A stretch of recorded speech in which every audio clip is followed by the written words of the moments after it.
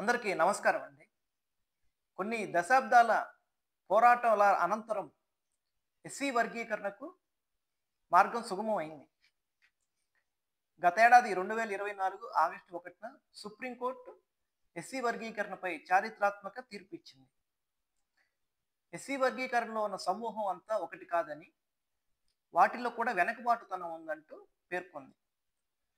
అలాగే రిజర్వేషన్ల అంశంపై 15% మించకుండా ఆయా రాష్ట్రాలు వర్గీకరణ చేపట్టవచ్చని తెలిపింది. ఫలితంగా గ్రూప్ 1 కింద మొత్తం 3 కేటగిరీలుగా దాన్ని విభజించారు.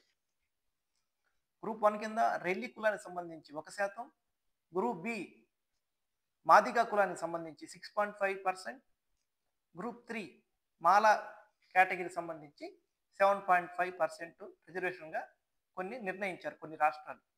ఇప్పుడు ఆంధ్రప్రదేశ్ కూడా గతంలో 15% ఉమ్మడి రిజర్వేషన్ ఉండగా వాటిని ఇప్పుడు 3 కేటగిరీలుగా విభజించింది.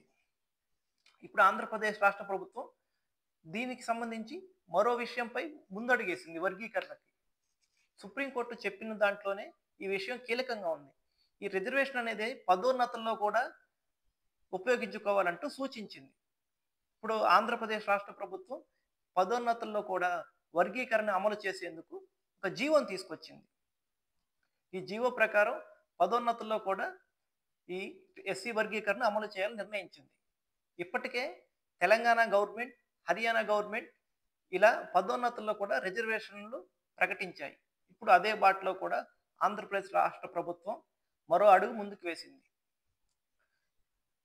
గ్రూప్ ఏ 1 కింద 1%, గ్రూప్ బి మాదిగ కులానికి సంబంధించి 6.5%, అలాగే గ్రూప్ 3 మాల ఉపకులాల్లో 7.5%గా నిర్ణయించింది. అలాగే ప్రతి కేటగిరీలో 5 కంటే ఎక్కువ ఉంటేనే ఈ రిజర్వేషన్ అమలు చేయాలి. అలాగే ప్రతి గ్రూప్ కింద 33.33% మహిళలకు కూడా అలా అమలు చేయాలి. సమాంతర రిజర్వేషన్ వర్తింప చేయాలంటూ జీవోలో పేర్కొంది. ఇది గతంలో ఉన్న పదోన్నతులకి వర్తించదు. 2025 ఏప్రిల్ 18 తర్వాత జరిగే పదోన్నతులకు మాత్రమే ఇది వర్తిస్తుంది అంటూ ప్రభుత్వం జీవో తీసుకొచ్చింది. సుప్రీంకోర్టు తీర్పు వచ్చిన సంవత్సరం దాటిపోయింది.